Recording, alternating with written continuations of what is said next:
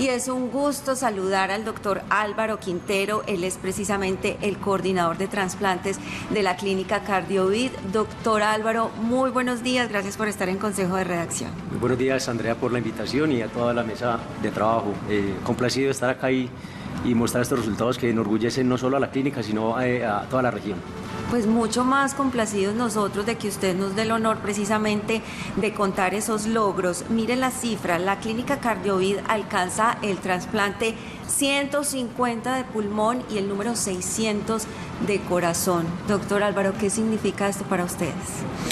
Pues para nosotros es bastante importante permitir que personas que tengan una enfermedad terminal, bien sea por una afección cardíaca o una afección pulmonar, y que no tienen otras alternativas, logren acceder a un órgano nuevo que lo que busca es mejorar la calidad de vida y la expectativa de vida de estas personas en las que se está cerrando esa posibilidad de seguir viviendo sin síntomas, sin estar constantemente hospitalizados. Y para la clínica realmente es un orgullo, y yo diría que, como mencionaba ahora, para la región también, porque nos hace líderes en todo el país en cuanto al tema de trasplantes, no solo de corazón, sino de pulmón también. Doctor, ¿y cómo ha sido todo ese proceso de preparación también del personal médico que está ahí a disposición de los pacientes para realizar estas operaciones tan complejas? Sí, realmente todo, al menos cuando hablamos de corazón, arranca en 1985, en diciembre, cuando el doctor Alberto Villegas se preparó en los Estados Unidos para venir a hacer el primer implante de corazón aquí en el país. Y naturalmente formó un grupo de médicos, tanto cirujanos como médicos clínicos, encargados del seguimiento y del cuidado de estos pacientes, que son pacientes realmente muy complejos, muy difíciles, porque están en alto riesgo de desarrollar complicaciones aún después del trasplante exitoso. Entonces, todo esto ha sido un proceso en el cual hemos ido llegando personas nuevas, tanto cirujanos, médicos cardiólogos, médicos neumólogos, el grupo de enfermería, el grupo de anestesiólogos y de personal de cuidados intensivos, que debe tener una preparación especial para brindarle los cuidados óptimos a este tipo de pacientes y mejorar de esta manera los resultados. Doctor, cuando un familiar de uno tiene una afección cardíaca, algún tipo de situación, pues obviamente uno se preocupa, pero cuando le dicen, pero lo trasladaron a la clínica Cardiovid, uno dice, por lo menos, ¿cierto? Da cierta tranquilidad, uno dice, menos mal.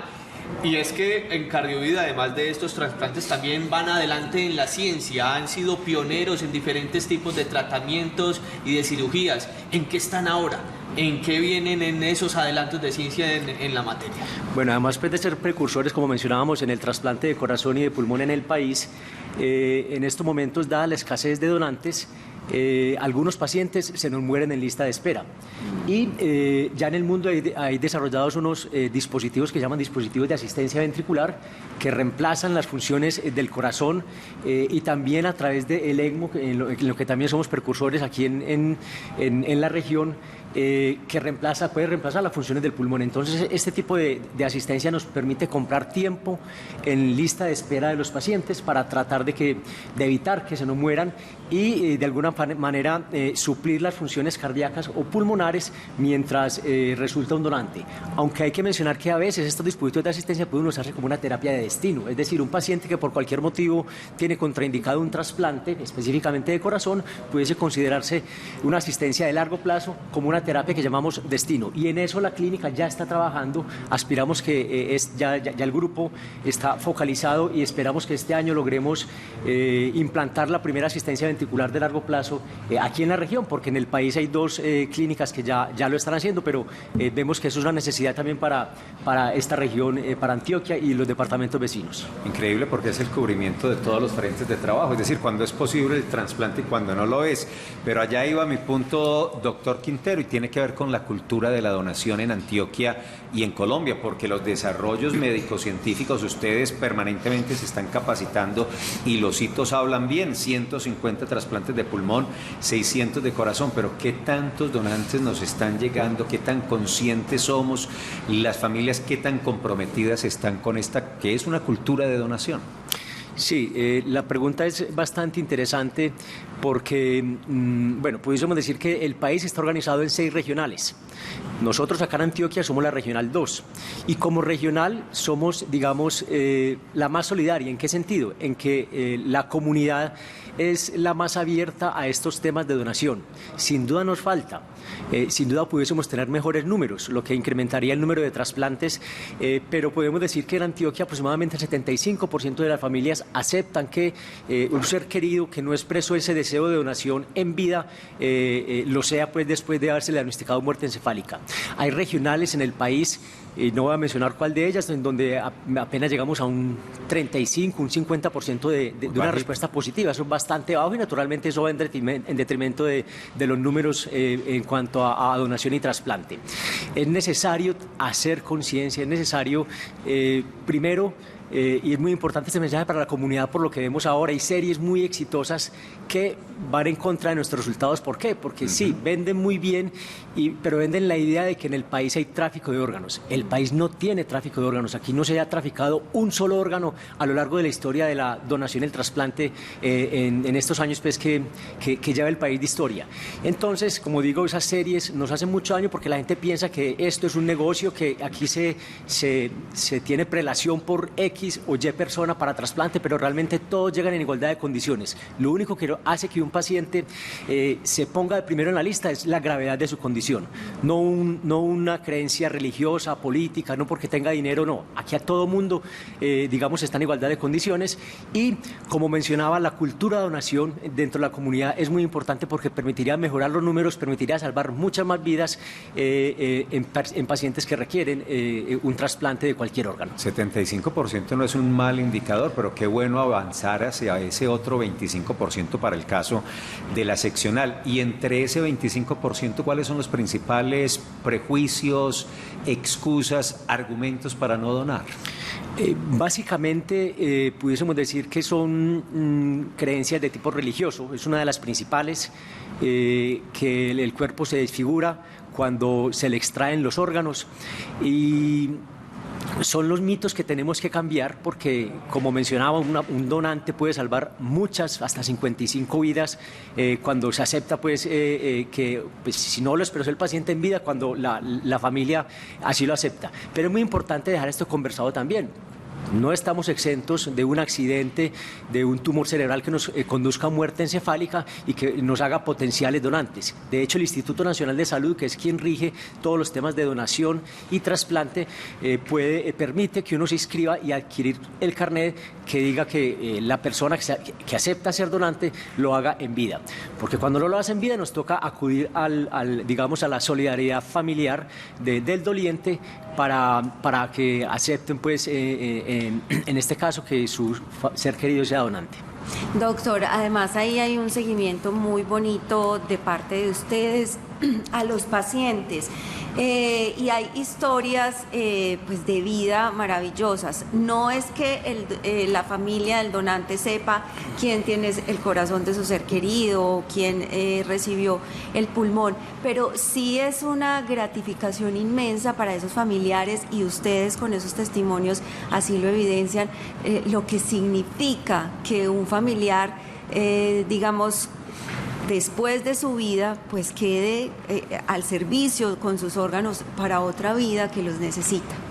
Sí, realmente no es prudente y no se permite que las familias del donante conozcan a los receptores. No es lo adecuado porque se puede prestar para digamos, malas interpretaciones, solicitar favores a futuro de tipo económico o no. Entonces, no es recomendable, pero nosotros sí le sugerimos a los receptores o a las familias que escriban una carta en donde agradezcan ese gesto humano que tuvo la familia o que tuvo la persona si expresó su deseo de donar en vida, y se le hace llegar a los familiares una carta de agradecimiento por parte del receptor, pero eso es algo pues que se hace en forma anónima. Doctor, usted ahorita nos decía que tienen una lista de espera amplia. ¿Tenemos el número de cuántas personas están esperando donación? En el caso específico de la clínica en donde hacemos trasplante de corazón y de pulmón, en pulmón pueden haber aproximadamente unos 16, 17 pacientes en lista de espera en este momento, y en corazón tenemos aproximadamente 5 o 6 pacientes. Realmente el trasplante de corazón, como ustedes ven en las cifras, es un poco más dinámico, hay más donantes y se malogra menos el órgano una vez se diagnostica muerte encefálica cuando hablamos de corazón y se compara contra los pulmones, que los pulmones son un poco más complejos y por eso los números son inferiores, aunque estos números menores en pulmón también se explican porque el programa de trasplante de pulmón arrancó 11, 12 años después de que arrancó el trasplante de corazón.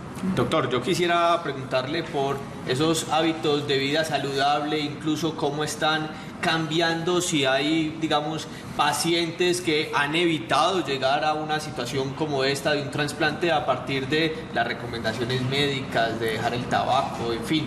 ¿Cómo están esas recomendaciones? ¿Las están acogiendo? A ver, realmente hay que reconocer cuáles son los factores de riesgo que conducen a que se dañen el corazón o los pulmones. Naturalmente, el principal factor de riesgo para el daño del pulmón es el consumo de cigarrillos, ¿cierto? También está asociado con el daño del corazón, pero hay otras condiciones médicas como son la hipertensión, la diabetes, la obesidad, que son los factores de riesgo principales, la dislipidemia también, es decir, el colesterol alto, que dañan en este caso el corazón. El hecho de llevar hábitos de vida saludables pues disminuye la probabilidad de que a uno se le dañen estos órganos, ¿sí? Y realmente lo que vemos es que hay incluso condiciones que cada vez son más prevalentes, por ejemplo la diabetes, por ejemplo la obesidad.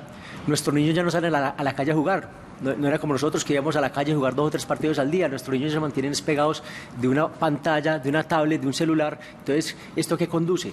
A sedentarismo, a obesidad, aumento en la presión, a mayor riesgo de que la persona sufra de azúcar. Y esto es lo que tenemos que modificar desde temprana edad para tener hábitos de vida saludables y disminuir el riesgo de que tengamos un daño en uno de estos órganos. Además de las consecuencias de la pandemia, usted nos contaba ahorita que hay muchas personas que están llegando descompensadas por no haber seguido los tratamientos durante la pandemia, ¿no? Es cierto, y yo creo que no solo sucede en la clínica, aquí en la ciudad, en todo el país y en todo el mundo estamos viendo un rezago de la pandemia, y es que tenemos muchos pacientes que ya con condiciones crónicas por cualquier motivo no tuvieron acceso a la atención en salud o no tuvieron acceso a los medicamentos, y son pacientes que en este momento están con descompensación de sus enfermedades crónicas, y esto nos tiene colapsados los servicios de hospitalización y de urgencias de todos los centros hospitalarios acá en la ciudad y en el departamento. Colapsada pediatría, colapsada salud mental, colapsados los centros asistenciales. Finalmente, doctor Quintero, ese paciente del 22 de junio, ese que permitió estos hitos que hoy estamos festejando y agradeciendo, el que permitió el trasplante de pulmón 150 y de corazón número 600. Ese paciente tenía una expresa voluntad de donar, fue la familia la que decidió avanzar hacia la donación. Esa historia en particular, por favor, si es posible. En la mayoría de los casos son las familias quienes aceptan que el ser querido que está en muerte encefálica sea un donante. Creo que menos del 1% de las personas en el país expresan su deseo y se carnetizan a través del Instituto Nacional de Salud como potenciales donantes si algo les llega a pasar en su vida. Porque hay un mito además, que creen que si se hace expresa su voluntad de ser donante, es un paciente que cuando tenga alguna condición médica, los médicos no vamos a hacer nada o vamos a dejar de hacer para que sea un donante. Eso tampoco es cierto, y eso hay que desmitificarlo también.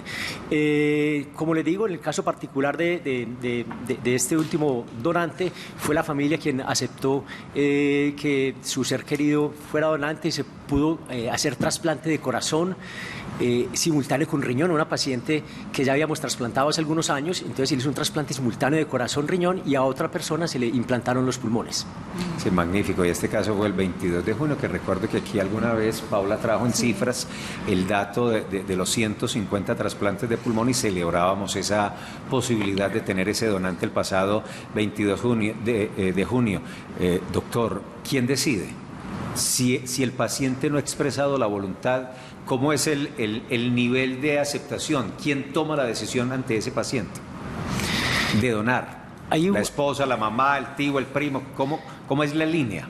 Sí, la línea es primero, si la persona que está muerta encefálica y es potencial donante está casado, pues el esposo o su esposa son los que deciden. Si no está casado, son sus padres y hermanos. Si es en un menor de edad, naturalmente serían los padres. Esto es un trabajo muy bien articulado con un grupo de médicos que llamamos médicos gestores o coordinadores de la donación y el trasplante, que son un grupo de médicos especializados en detectar estos potenciales donantes en los distintos servicios, básicamente de urgencias y de cuidado intensivo de los hospitales y clínicas, y están entrenados en dirigir en forma adecuada la entrevista al ser querido para favorecer o facilitar que esta persona pueda ser donante si no lo expresó en vida. Doctor Álvaro Quintero, coordinador de trasplantes de la clínica CardioVid, gracias por acompañarnos, muy amable, y que vengan muchos más y que esta conversación sirva para motivar a muchas personas y a muchas familias a la donación. Es clave uno hablarlo con los familiares, con la esposa, con los hijos, con los papás, los tíos, los primos, que todo el mundo sepa de la voluntad de donar para que eso facilite el proceso si se presenta, Andrea, esa situación. Y que las familias, Felipe, también estén conscientes, porque en caso de que eso pues no se haya hablado en vida, también sean las familias las que tomen esa determinación de salvar muchas vidas, como nos lo cuenta aquí el doctor Álvaro Quintero. Y queda, doctor Quintero, un registro. Yo he expresado mi voluntad, alguna vez hasta algún carnet me dieron, no sé qué se hizo el carnet, pero queda una base de datos donde verifican con la cédula que Felipe Aramburo expresó su voluntad de ser donante. Así es, eso queda en una base de datos. Doctor Quintero, gracias. Bueno, a ustedes muchas gracias por la invitación. 8:28. ¿Qué tal si nos hacemos una ronda por las estampas de mi tierra? Vamos, aquí están.